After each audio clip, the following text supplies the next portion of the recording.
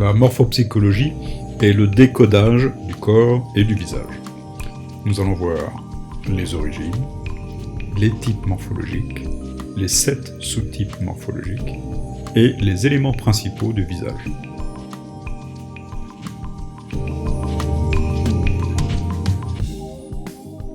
Les origines débutent plus de 500 ans avant notre ère avec Pythagore, un mathématicien, géomètre et philosophe grec.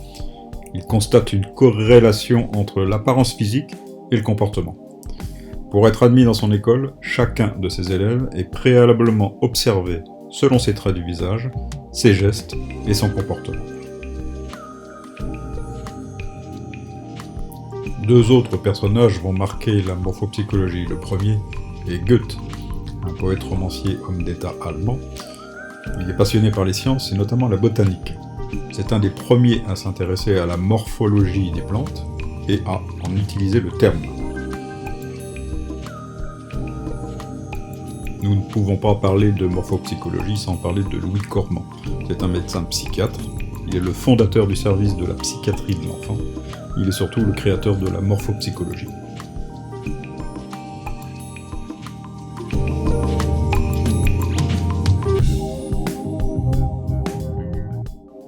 Notre visage évolue, il est en mouvement permanent. Ainsi, parce que l'esprit influence la matière, et parce que la forme est signifiante, le corps et le visage révèlent notre personnalité.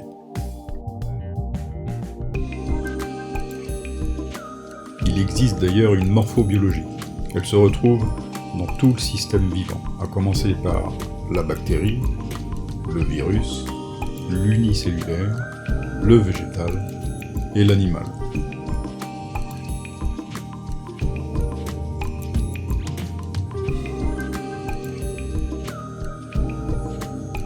La biologie, comme la morphobiologie, va distinguer 2 groupes, le groupe large et le groupe long. Parmi les larges, on va distinguer ce qui est coque, et parmi les longs, on va distinguer ce qui est bacille. Chez les coques, nous avons le staphylocoque doré ou le streptocoque C. Parmi les bacilles, nous avons le bacille de Koch et le bacille Escherichia coli. Parmi les virus, nous avons également ces 2 groupes, l'un large, l'autre long. Parmi les larges, nous avons le virus de la grippe ou le virus H1N1. Parmi les virus longs, nous avons le virus Ebola ou la mosaïque du tabac.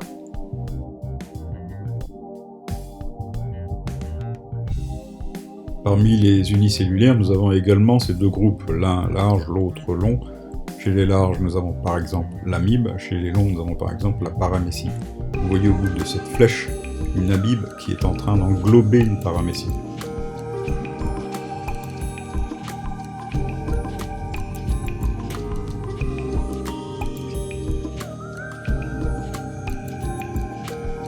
Dans le règne végétal, nous avons aussi cette bipartition entre large et long.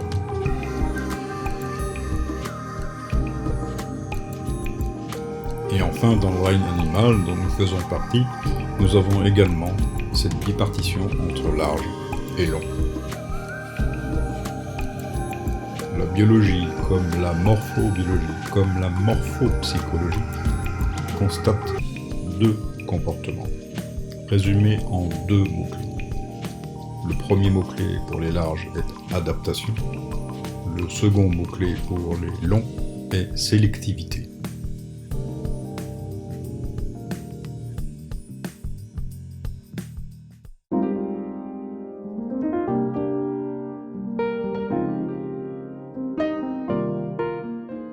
Nous retrouvons cette bipartition large-long dans l'art pictural ou l'art cinématographique.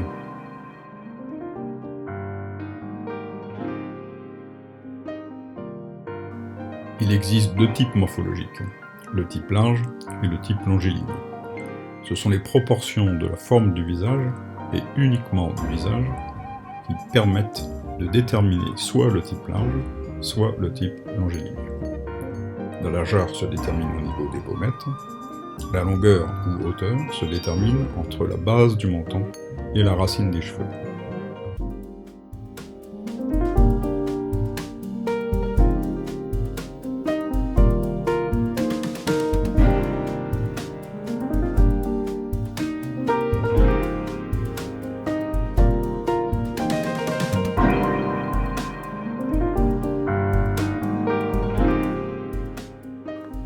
Selon le type morphologique, il apparaît des comportements distinctifs.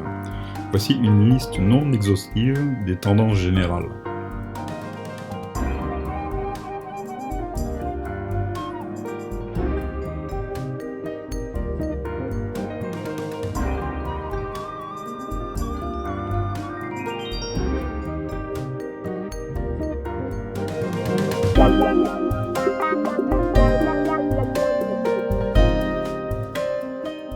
Nous sommes tous soit larges, soit longiligne.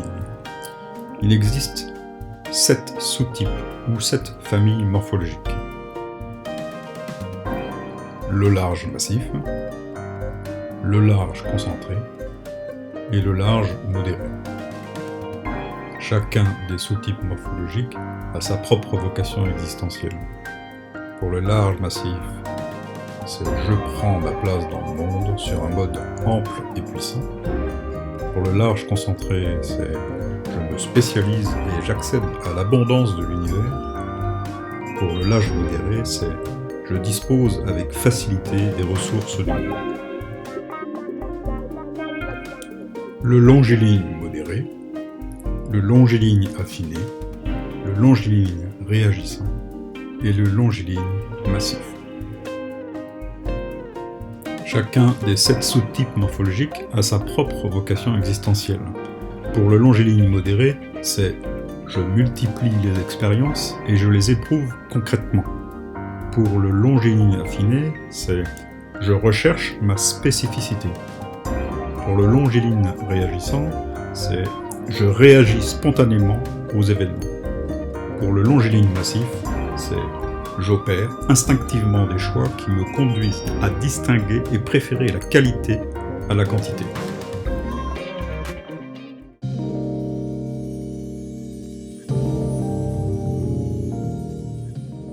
Le visage contient 6 éléments principaux. Le cadre du visage, le modelé ou le relief des chairs, les chairs elles-mêmes, les 3 étages, les 2 hémifaces, et enfin les composantes.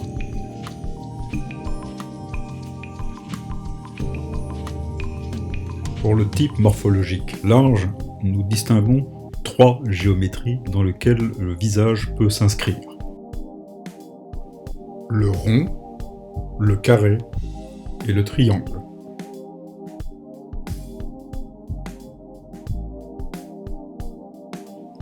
Le rond est plutôt diplomate, le carré est plutôt inflexible, et le triangle est plutôt réaliste.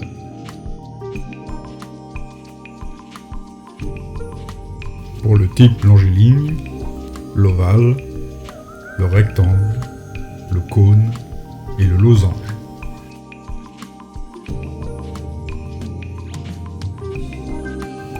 L'ovale est plutôt empathique, le rectangle est plutôt sensible aux principes, le cône est plutôt cérébral, et le losange est plutôt sensible aux émotions.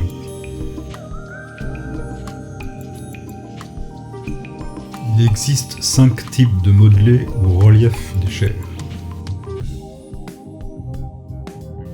Le modelé rond, le modelé plat ondulé. Le modelé rond est un facteur d'aisance d'adaptation. Il augmente le temps de latence d'une réaction. Le modelé plat est un facteur de moindre aisance d'adaptation. Il peut induire une certaine sélectivité, voire une certaine rigidité. Le modelé plat ondulé est un début d'ondulation, il apporte un peu de souplesse et de patience. Le modelé ondulé et le modelé bosseux. L'ondulation induit une notion de tolérance objective. Le modelé bossué présente un caractère passionné, entier, voire tranché, une tendance à la polémique, par pur esprit de contradiction ou par plaisir.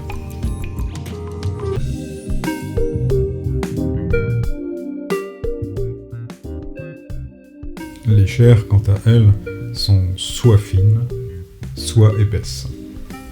Pour les chairs fines, nous avons une tension naturelle et involontaire des chairs, une sensibilité immédiate, une moindre adaptation et une réactivité. Pour les chairs épaisses, nous avons une absence de tension des chairs, une relative et apparente insensibilité, une relative et apparente adaptation et une perméabilité.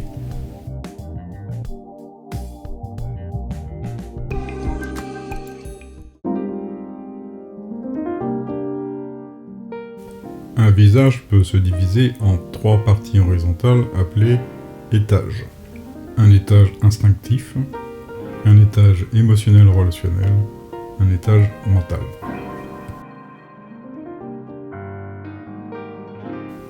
Dans l'étage mental, nous allons distinguer le front.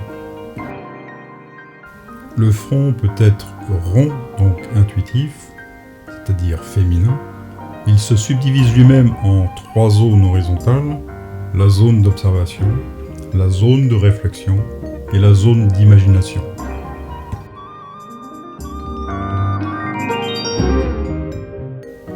Voici un autre exemple d'un front rond, intuitif, féminin.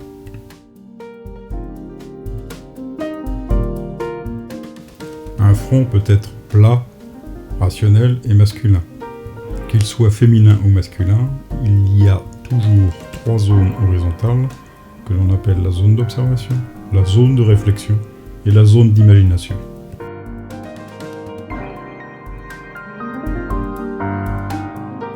Voici un autre exemple d'un front plat, rationnel et masculin.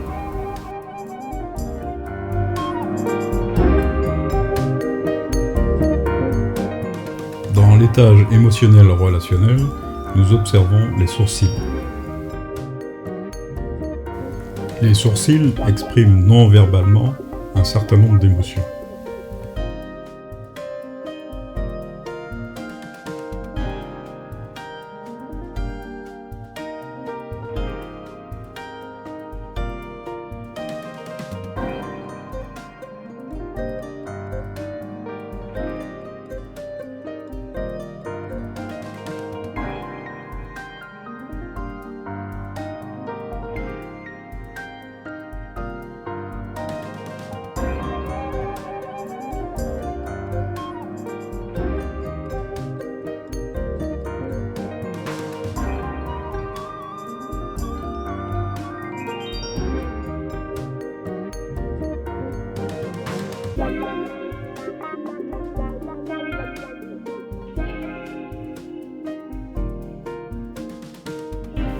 Des sourcils droits et épais sont plutôt masculins.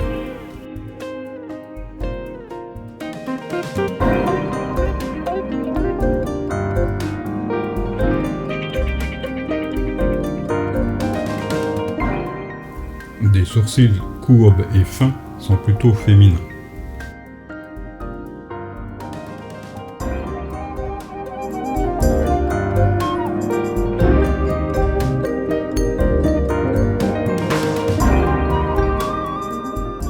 Toute forme étant signifiante, pour le sourcil, nous allons observer la courbure, la ligne, l'épaisseur, l'intensité.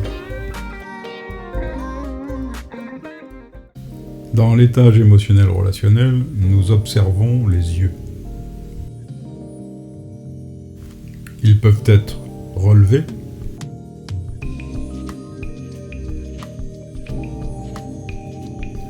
ou tombants.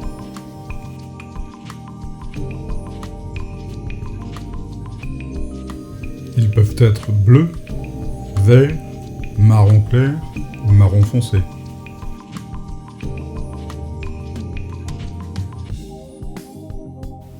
Ils peuvent être enfoncés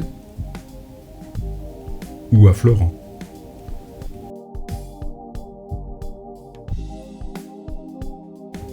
Dans l'étage émotionnel relationnel, nous observons le nez. Le nez peut être soit concave, soit convexe.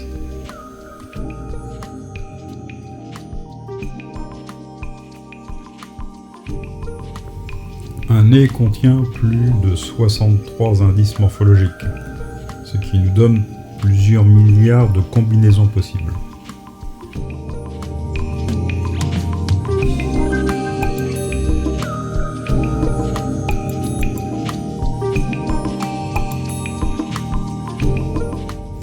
Dans l'étage émotionnel relationnel, nous observons les pommettes. Elles peuvent être saillantes ou discrètes.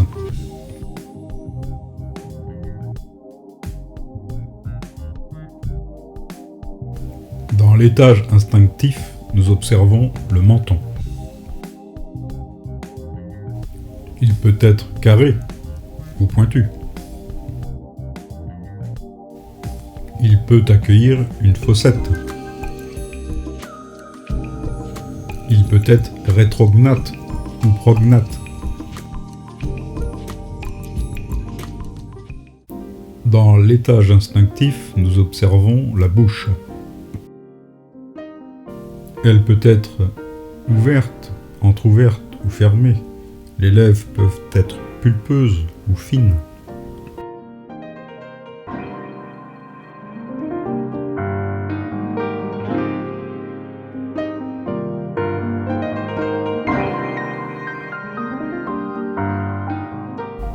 Dans l'étage instinctif, nous observons la mâchoire. Elle peut être angulaire ou adoucie.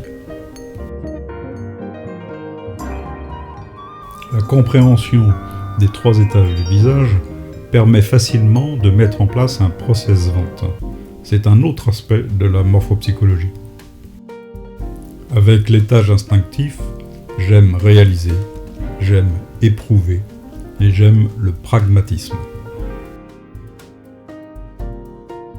Avec l'étage émotionnel relationnel, j'aime partager, j'aime ressentir, j'aime les émotions.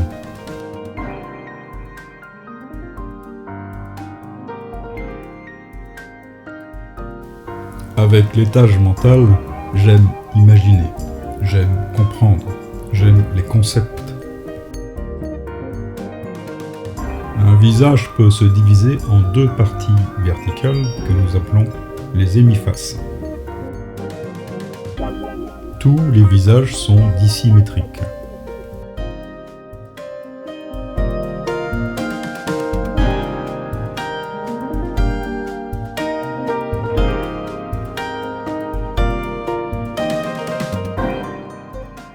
L'hémiface droite est en lien avec la part rationnelle et réfléchie de nos activités conscientes. L'hémiface gauche est en lien avec la part intuitive et spontanée de nos activités conscientes. Nous pouvons observer 2 émotions dissemblables. Sur l'hémiface droite, bien-être et sérénité. Sur l'hémiface gauche, mal-être et colère.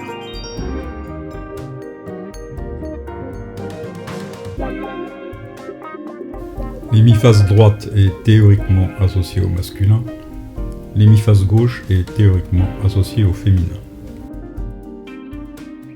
Nous avons donc d'un côté ou de l'autre la raison, l'intuition, l'action réfléchie, l'action spontanée, l'esprit d'analyse, l'esprit de synthèse, le formalisme, la créativité, le principe actif, le principe réceptif, la structure des choses, la personnalité des choses, la force, le sentiment, la rigueur, la clémence, le yang, le yin.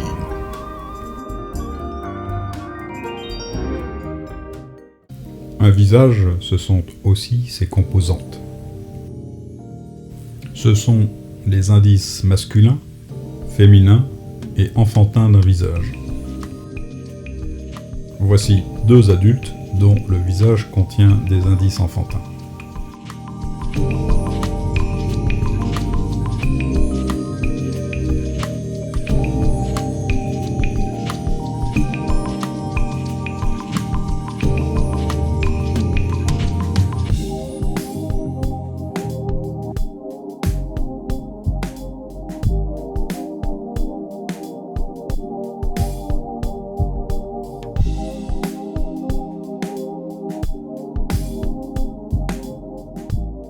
Voici 2 hommes dont le visage contient des indices féminins.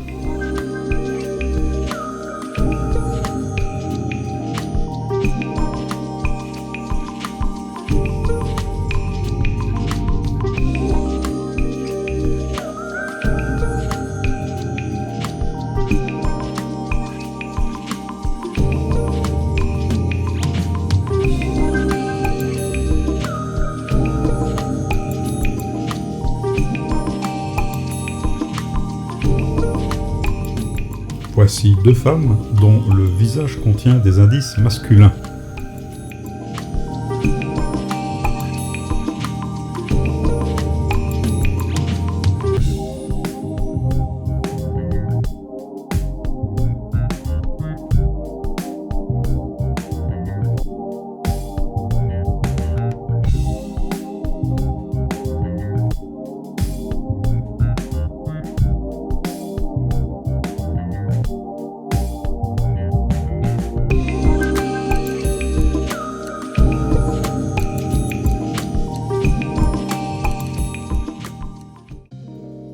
Trois moyens pour décoder votre visage. Les livres, les formations et les consultations.